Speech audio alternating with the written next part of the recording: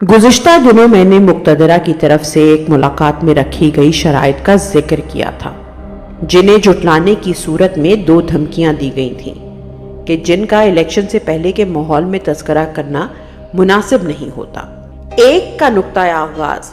وہ کردار کشی کی مہم تھی جو بشریٰ بی بی کے خلاف چلائی گئی تاکہ ان پر پریشر ڈالا جا سکے اور وہ خان صاحب کو ڈیل پر آمادہ کریں، اور اس کے لیے دباؤ ان کی ذات تک محدود نہیں رکھا گیا بلکہ ان کے بچوں تک کو سنگین نتائج کی دھمکیاں دی گئیں۔ وہی سلسلہ ہم زیر حراست ان پر ذہنی تشدد اور ان کو جسمانی طور پر کمزور کرنے کے لیے روا رکھے گئے سلوک کی صورت میں دیکھ رہے ہیں۔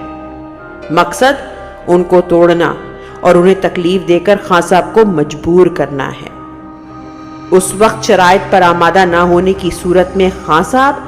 ان سے وابستہ افراد اور پارٹی پر سختیاں بڑھانے کا عندیہ بھی دیا گیا تھا، جس کے بعد ہی کاغذات نامزدگی چھیننے، مسترد کرنے، پارٹی سے انتخابی نشان لینے اور امیدواروں کو جبراً انتخابات سے دستبردار کرنے جیسی کارروائیاں کی گئیں۔ دوسری دھمکی معدے کی خرابی کے حوالے سے ان دنوں چلنے والی خبروں کا حوالہ دے کر کی گئی کہ طبیعت تو خان صاحب کی ویسے بھی ناساز رہتی ہے، مزید طبی مسائل بھی ہو سکتے ہیں۔ بعد ازاں یہ مستند معلومات موصول ہوئی کہ اگر عمران خان ڈیل پر آمادہ نہیں ہوتے تو ان کا مصر طرز پر کوئی بندوبست کیا جائے گا۔ صاحب علم یہ اشارہ بآسانی سمجھ سکتے ہیں۔ بشریٰ بی بی کی جانب سے تب اسلام آباد ہائی کورٹ میں خان صاحب کی صحت اور تحفظ کے حوالے سے پٹیشن دائر کی گئی، جسے تقریباً 2 ماہ سے زیادہ عرصہ گزرنے کے بعد بھی چیف جسٹس اسلام آباد ہائی کورٹ عامر فاروق سماعت کے لیے نہیں مقرر ہونے دے رہے۔ انتخابات میں تحریک انصاف کی کامیابی سے حواس باختہ قوتیں جہاں دیگر سازشیں اور چالیں چل رہی ہے، وہاں بشریٰ بی بی کے ساتھ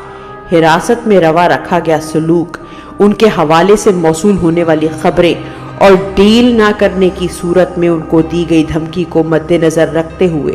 میں ان کے وکلاء سے استدعا کرتا ہوں کہ ان کی زندگی کو لاحق خطرات اور ان سے روا رکھے گئے غیر انسانی سلوک سے فوراً عدالت کو آگاہ کریں۔ میں نہایت اخلاص اور تحمل سے مقتدرہ کو بھی متنبہ کر دوں کہ اپنی انا کی جنگ اور طاقت کے نشے میں خدا نخواستہ کوئی قدم ایسا نہ اٹھائیں جو ناقابل تلافی ہو، کیونکہ نہ یہ مصر ہے اور نہ عمران خان محمد مرسی۔ آپ کی ہر دھمکی اور ہر چال سے آگہی ہے، بہتر ہوگا آگ سے کھیلنے سے اجتناب کریں۔